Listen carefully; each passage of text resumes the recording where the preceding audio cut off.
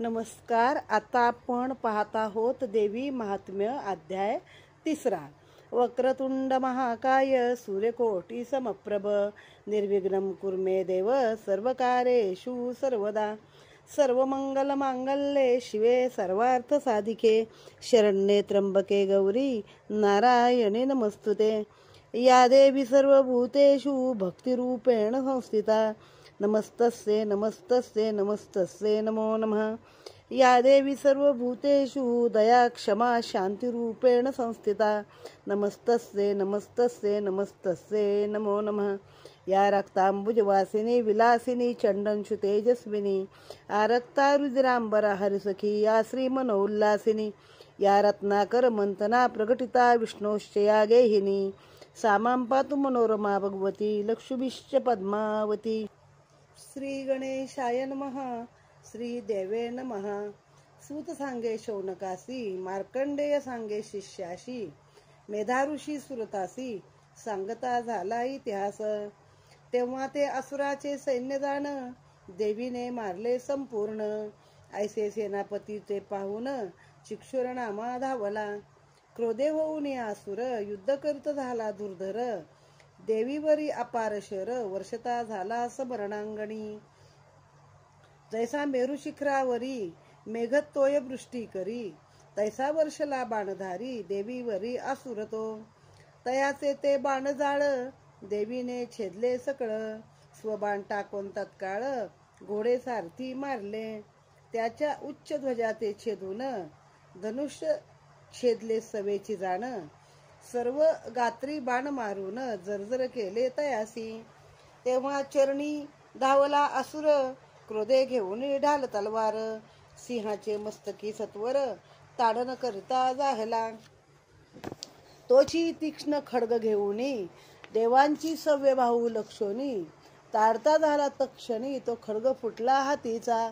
मग रविबिंबासारखे जाण शूल घेऊन दैदिप्यमान परम क्रोधयुक्त होऊन देवीवरील टाकिला. देवीनेही शूल सोडले. त्याही असुर शूल खंडिले आणि शतदा छिन्न भिन्न केले शरीर तया दैत्याचे. ऐसा चिक्षुर पडली आरणी मग चामर गजारूढ होऊनी. क्रोधे पावला तय क्षणी शक्ती सोडित देवीवरी.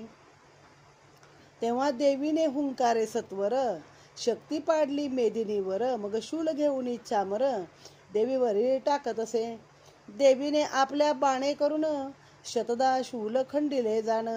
मग सिंह तो देवी वाहन उड्डाण करता जाहला. वैसोनी गजाचे कुंभातरी बाहुयुद्ध करी केसरी. देवी शत्रुसी महीवरी पाडता झाला क्षणार्ध. दोघे बाहुयुद्ध करिता तो सिंह उडाला अवचिता. कर प्रहारे तत्वता चामर शिर छेदिले. मग शिला वृक्षे करून देवीने मारला उद्रग जाण. दंत मुष्टीत लहाणून कराल तोही पाडिला. देवी होऊनी क्रोधायमान बाष्कल मारिला गदे करून. भिंदीपाल बाण सोडून ताम्रांधक मारिले. सवेची टाकून या त्रिशूळ उग्रास्य उग्रवीर केवळ. मारून टाकले तत्काळ महाहनुही मारिला. देवी खडगे करुणी सत्वर छेदी बिडालाचे शिर. दुर्धर दुर्मुख महाक्रूर बाणे नेले यमालया. असो या प्रकारे करून सैन्य झाले असता क्षीण. महिषासुर रेडा होऊन त्रासवी तसे गणाते.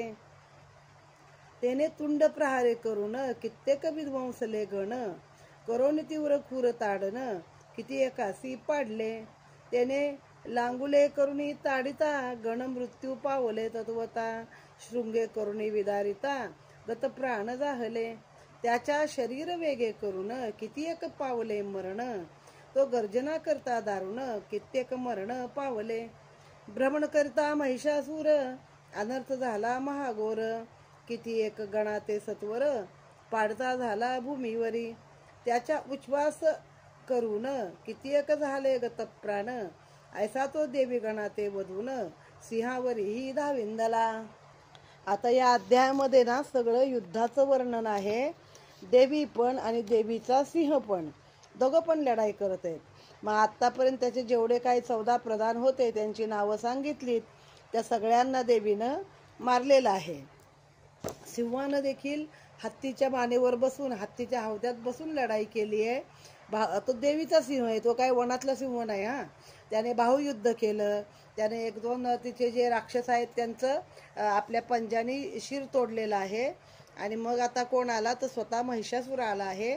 मग तो असा प्रचंड आहे की त्याच्या शिंगानं, त्याच्या खुरानी, त्याच्या नुसत्या ओरडण्यानी, हुंकारानी किती एक देवीचे गण त्यानं जमिनीवर पाडलेले आहेत आणि गतप्राण झालेले आहेत. ऐसा तो मग तो सिंहावर पण धावला. देवीचे गण सगळे मारले आणि सिंहावर पण धावून गेला. सिंहा ते मारावे म्हणून धावूनी जातसे तय क्षणी. मग अंबिका तया लागुनी कोप करती जाहली. तो महापराक्रमी असुर कोपे करुनी आथोर. भूमी प्रति मारोनी खूर विदारिता जाहला. मोठमोठे उच्च पर्वत शृंगे करुणी विदारत. क्षणे उडून या टाकीत गर्जना करी भयंकर. त्याच्या वेग भ्रमणे करून विदारली पृथ्वी जाण. जेणे लांगूल ताडणे जाण सागरातेही क्षोमविले. शृंग भ्रमणे करुणी सत्वर विदारिले सर्व जलधर. ज्याच्या श्वास निले अपार पर्वत गेले आकाशी. ऐसा क्रोधे तीव्र जाहला. मग देवीवरी धाविंदला. तेव्हा वधावया दैत्याला कोप आणला चंडिकेने. चंडिका पाशात टाकोनी बांधती जाहली तया लागुनी. तोही रेड्याचे रूप सोडोनी सिंह होता जाहला. इतक्यात छेदावे त्याचे शिर तो पुरुष जाहला खड्गधर. देवीने ते लक्षणी सत्वर बाण हाती घेतला. खड्गचर्मा सहित छेदून पाडावे इतक्यात जाण. असुर महागज होऊन दिसता झाला देवी ते. असुर शुंडा दंडे करुनी सिंहासी आकर्षिता झाला ते क्षणी. जगदंबा खड्गा ते टाकुनी शुंडा दंड छेदित. इतक्यामध्ये तो असुर रेडा झाला सत्वर. पुरत त्रैलोक्य चराचर क्षोभविता जाहला. त्यानंतर क्रोध पाहून जगन्माता करी मधुपान. दिसत असे अरुणलोचन हसती होय क्षणक्षणा. मधुपान म्हणजे मद्यपानच आहे. मागच्या अध्यायात मला जरा प्रश्न पडला होता की मद्यपान वेगळं आणि मधुपान वेगळं का, पण देवीनं इथं मधुपान म्हणजे मद्यपान केलेलं आहे. तेव्हा गर्जना करुणी आसुर बलवीरे मदोन्मत्त निष्ठुर. शृंगे करुणी पर्वत थोर देवीवर टाकीतसे. देवीने सोडोनी तीव्र बाण पर्वत थोर टाकिले फोडून. मग त्या आसुरा लागे वचन देवी बोलती जाहली. मूढाक्षण मात्र गरजे गरजे तोवरी जोवरी मी मधुप्राशी सहज. तुझ मारिता आदि तेज गरजतील सर्वही. मेधा म्हणे सुरतासी ऐसे देवी वधून त्यासी. मग उड्डाण करून वेगेसी असुरावरी बैसली. त्याच्या कंठाचे ठाई जाण पादे केले आक्रमण. शुळे करून ताडन त्याते करती जाहली. ऐस्या परतो निशाचर देवीची पदे आक्रमिता सत्वर. निज मुखापासून बाहेर अर्ध निघता जाहला. अर्ध निघाला असता जाण युद्ध करी असुर आपण. देवीने पराक्रम करून मोहे व्यापिले तयासी. नंतर खड्ग घेऊन सत्वर तत्काळ छेदले असुर शिर. महिषासुर तो पृथ्वीवर पडता झाला ते काळी. आता देवीच्या आणि त्याच्या युद्धाचं वर्णन आहे. तो देवीच्या सिंहावर धावला. मग देवी त्याच्यावरती धावलेली आहे.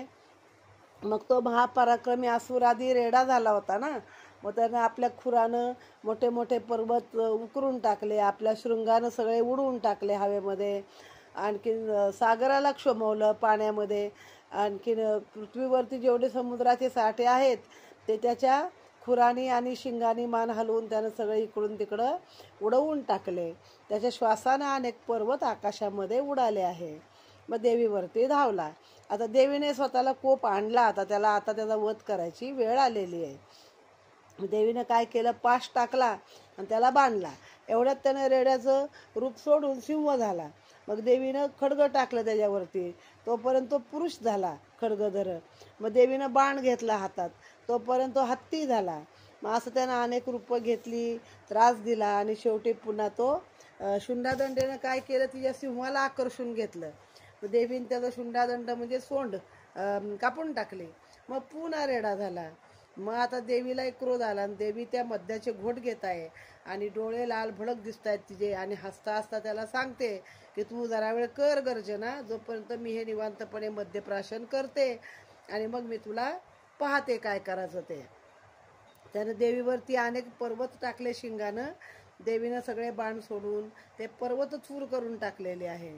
आणि मग आता देवीने आकाशात उड्डाण केलं आणि त्याच्यावरच बसली, त्याच्या खांद्यावर डोक्यावरच बसली आणि त्याच्या गळ्यापाशी आपला पाय दिलाय तिनं आणि शूळ करून शूळानं त्याला ताडण करते, मारते.